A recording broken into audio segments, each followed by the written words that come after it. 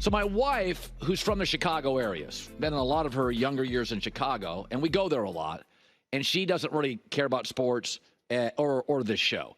But occasionally she'll jump in the car and, I'll be on, and she'll listen for a few minutes. And she's been on me all week. She goes, can you be nice to the Chicago Bears? I've got cousins there. I like going there. And I'm like, I'm not nice. I'm just honest. So I thought today, let's be positive about the Bears. So this will kind of be sort of semi-positive for a really poorly run franchise. So Mike Garafolo, NFL reporter, ESPN, NFL insider. I'm not sure where he works, but he's an insider. NFL Network, my bad. So the Giants GM, Joe Shane, says Daniel Jones will be our starter going forward. But Mike Garafolo is 75% sure that they're going to use that first pick and they're going to get a quarterback.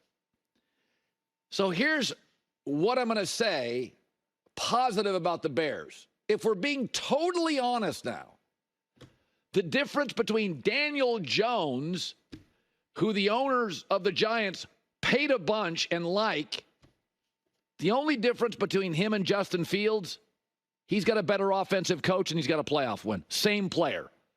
Neither wins enough. Daniel Jones doesn't win enough. He's 22-36-1 in the weaker NFC. Both he and Fields have average passer ratings, 85, and both missed too many starts. Daniel Jones has missed 21 starts in 5 years. Brutal. Both Justin Fields and Daniel Jones have requisite size, move really well, but they feel like the third or the fourth best quarterback on any Sunday in their division. Not good enough. Both were drafted very high in the first round. Both play in the weaker NFC. Neither feels like they're going to host a Lombardi trophy. You can't like one without liking the other, and I like neither. I don't think either is a guy that's going to hoist a trophy. So if you don't have one of those guys, go draft another quarterback.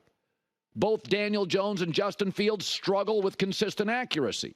Both struggle with too many giveaways. And both, strangely, take way too many sacks considering they're both really mobile. I would move off both. But don't tell me Justin Fields is no good and Daniel Jones should get paid like he's getting paid. The difference is the New York Giants owners have this weird loyalty to Daniel Jones. The only difference between Daniel Jones and Justin Fields is Brian Daboll's a really good offensive coach for the Giants, and the Bears have a defensive coach, and now they're running through coordinators. That's the difference. I think Justin Fields is more athletic, but they're both athletic. They both turn it over. They both take too many sacks. They both struggle with accuracy. They're both not very good in the second half. The difference is, and here's more positive news for the Bears. It really is. They're not stuck with a big paycheck. They're going to move off Justin Fields probably to Atlanta, get a second, third round pick. The Giants are stuck. Do you know who the sixth biggest cap hit at quarterback is in the league? Daniel Jones. That's awful.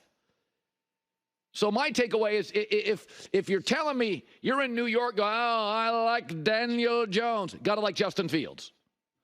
Here's what's interesting, and it plays in the Giants' favor. It is a loaded first two rounds of wide receivers, and the Giants need one. But the Giants have a couple of second-round picks. So if you look at the top 10 picks, the Giants have number 6. Who is the prediction of who will fall in this draft? Drake May. If Drake May falls in this draft, I'm the Giants at 6. I get him. Also, people argue that Drake May needs a year to ramp up, that his accuracy and consistency needs work. If Mahomes can sit for a year, so can Drake May. And then Joe Shane, the GM for the Giants, is a man of his word, because all he is saying is Daniel Jones will be our week 1 starter. Hey, we didn't say we weren't going to draft a quarterback. We just said Daniel Jones is our week 1 starter.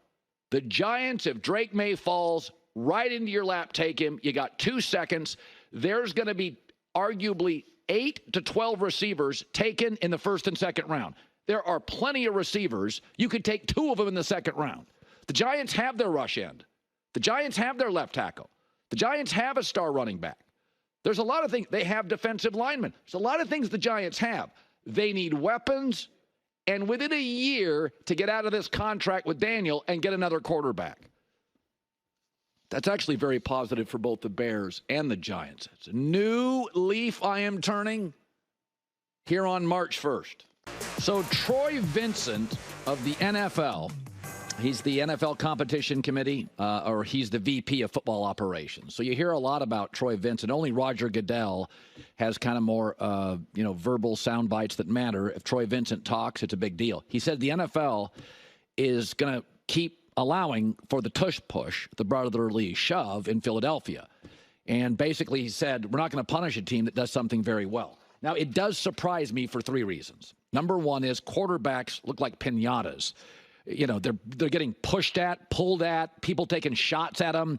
We've seen a couple quarterbacks hurt. You know, it does make the quarterback vulnerable, and we know the number one asset in this league beyond anything, including coaches, is quarterbacks at all costs. So you can get into a situation where a quarterback's getting jammed into a pile and people are taking shots at him. Whatever, they're going to allow it. Secondly, it's ugly football. It's Australian rules football meets rugby. And the NFL has always been a TV show, and, baseball never gets that. NBA sometimes does. NFL always understands it's a TV show.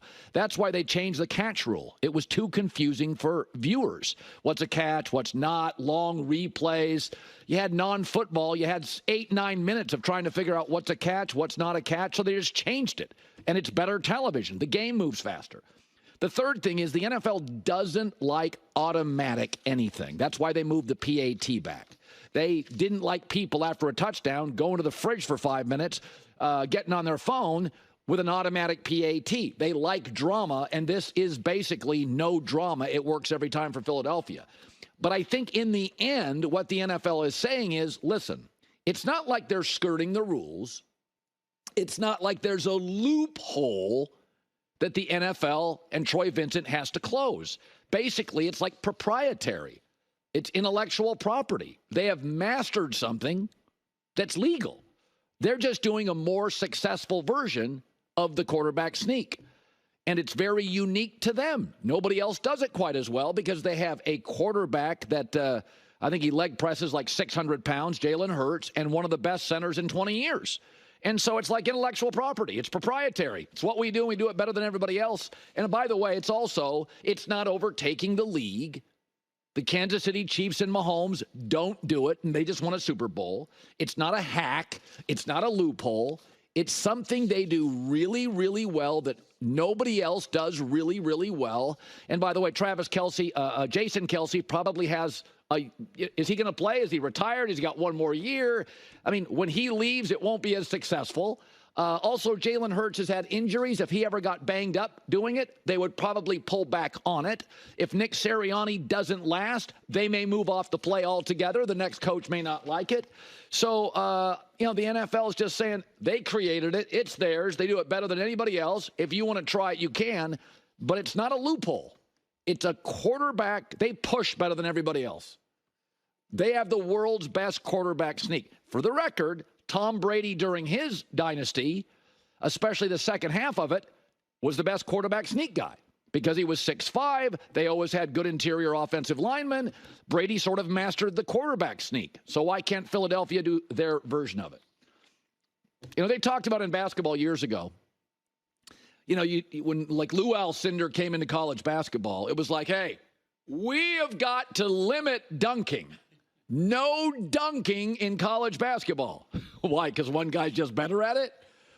We'll get this was discussed. I'm not joking. I can remember this being discussed a lot in the 70s. Dunking is getting too easy, especially in college basketball. UCLA centers, let's raise the rim.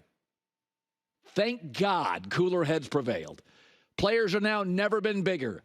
Dunking's cool if you can master it. And in college, you could. Listen, first few years of the NBA, most of the NBA career, Kareem and the Skyhook. Outside of Wilt blocking it once or twice, nobody can stop that. Hi, everybody. It's me, Uncle Colin. Subscribe here to get the latest from the herd, including exclusive behind-the-scenes videos, and more, wherever you may be, however you may be watching. Thanks again for making us part of your day.